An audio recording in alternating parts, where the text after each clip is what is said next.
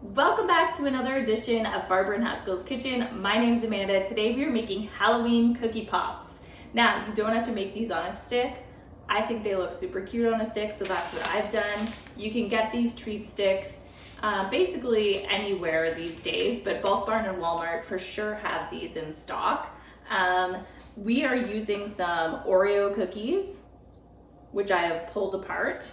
And some cookie butter, Nutter Butter cookies, which I've also pulled apart to make these chocolate covered cookie pops. So for step one, super easy.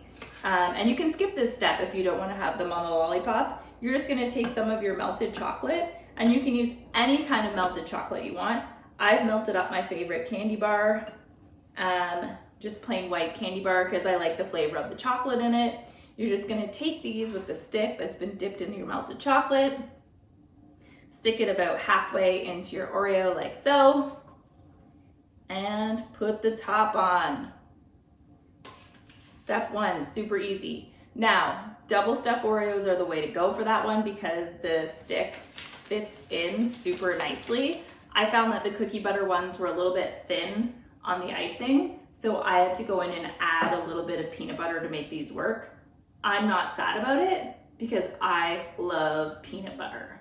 So I was not upset about this at all. So if you do the Nutter Butters, I highly recommend you add a little bit more peanut butter. Again, we're just gonna dip our treat stick into the chocolate, put it about halfway up the cookie, and then put our top on.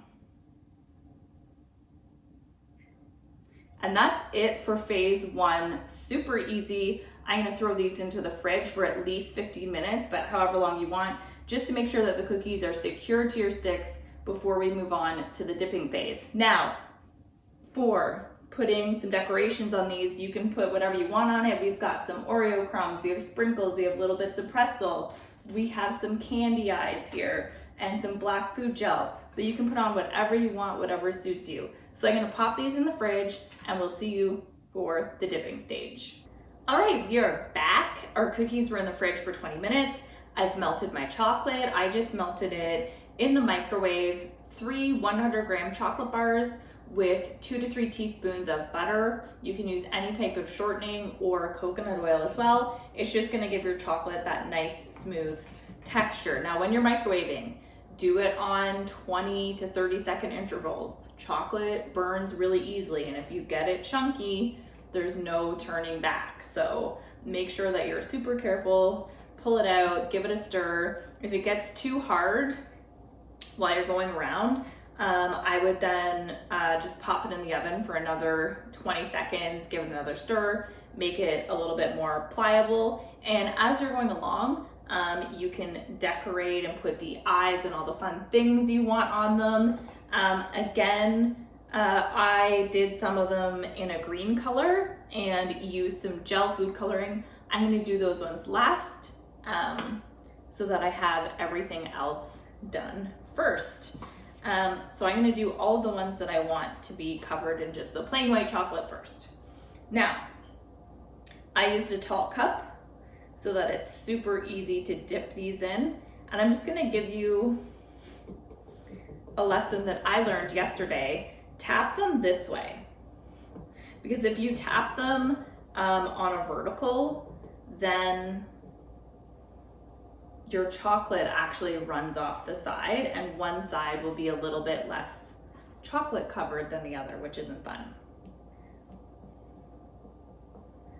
Also, if anyone's doing the peanut shaped ones, they're a little bit taller, so I try to do those ones first. Again, you're just trying to tap off the excess chocolate. All right, so all the ones that I wanted done in the plain white chocolate are completed. So I'm going to make some of the mummy ones first because they're gonna require some additional white chocolate. And I'm just gonna place on, oh, that one upside down. Great. I'm just gonna place on the eyeballs. All right, so now when you get to the mummy part, I'm gonna use a piping bag But you could use just a Ziploc bag as well, that works, and just cut the tiniest little bit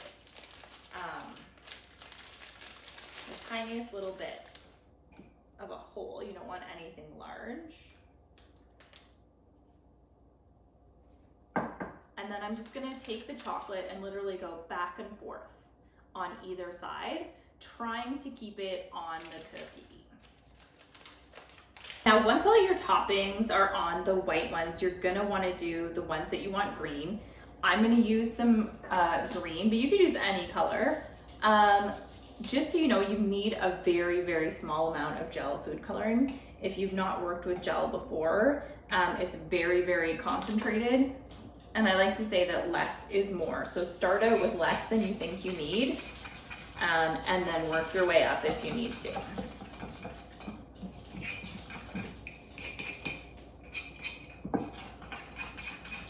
And you're just gonna mix it all the way in until you get the color that you want. All right, now I have it the color I want, and I'm just gonna go through and literally do exactly the same thing. I'm gonna dip them into the chocolate. If you need to at this point, throw it in the microwave again. I have a fork in here that's gonna help me make sure that I get them completely coated, and then we're gonna add on all the little things that we want to these cookies. So here's what they currently look like. And I am gonna pop them into the fridge for about 20 to 30 minutes. So any of the ones that you wanna decorate with the black food gel, like this one, and some of the food gels that I added on those, you're gonna wanna do that after they harden. So we will be back with that. All right, we are back, and the cookies have been in the fridge for 20 minutes. They're nice and hard, the chocolate has set, and I'm gonna use some black gel just to add some accents to these pieces. I will put a photo album up on Instagram and Facebook of the cookies so you can kind of get a closer look at what I've done to create these looks. Again, something that I would recommend is I like to practice my drawing on a piece of parchment paper before I do it directly onto the cookie. It'll help you kind of decide what you want to do. Toothpicks are also your friend. So if you mess up a little bit, you can kind of move your gel around with some toothpicks. It'll definitely help you if you make a little mistake. And I'll do a pan over of what these look like at the end of the video, but I will also have that photo album up for you to view on Facebook.